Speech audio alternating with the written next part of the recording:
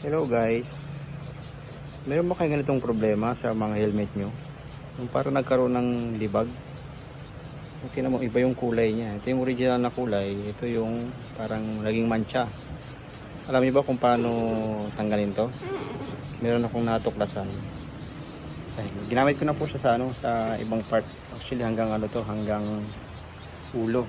Pero tanggal ko na yung iba. Meron na ibang, ito na lang yung natitira. Pakita ko po sa inyo. Hindi po sponsor tong Spider, no. Nabili ko lang po talaga siya.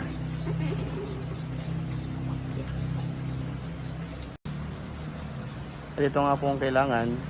Hindi rin po sponsor yung Ram baking soda. Nabili ko lang po yan kasi naghahanap po ako ng panglinis. Sponge, ito po ang ginamit ko.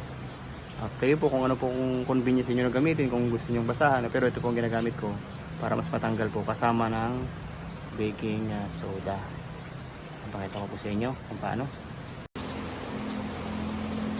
At ito nga po, subukan natin. Meron na pong konting baking soda. Dito pong sponge. Ayan, no?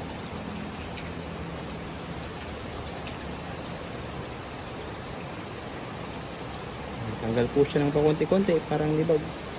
Parang libag na lang.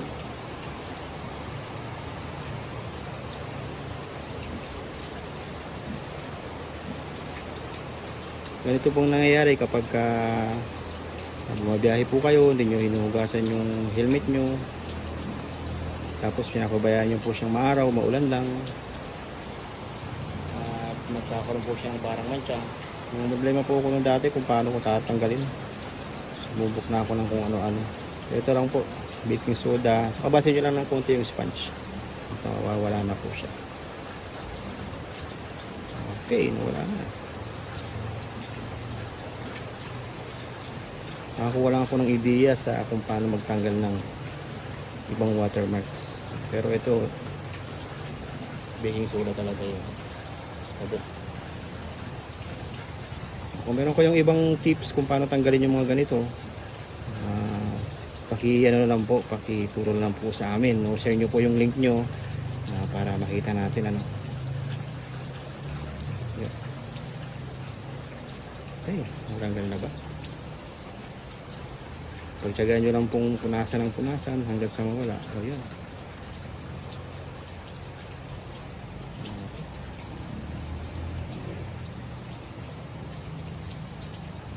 Yung pamunas natin. Opya. Diba? Hindi man siya mukhang bago, at least mukha naman siyang malinis. Diba? Okay. So yun lang po. Kung meron po kayong ibang paraan kung paano po linisin yung helmet sa ganitong yung mga mancha-mancha. Parang ganito po, yan. Ganyan po, para siyang libag. Iyan nyo lang po, turo nyo po sa amin. Maganda kung magkapalitan tayo ng mga ideas. Okay, thank you po. Sa ulitin po, ito po, ipapakita ko po sa inyo finished product kapag natapos ko na lahat ng linisan. Hindi ko malinisan lahat to siguro kasi may mga angle. Importante malinis lang siya ng bahagya. Okay, thank you po sa inyo lahat. Sana po nakatulong sa inyo. Kayo po yung mga rider na may mga helmet po.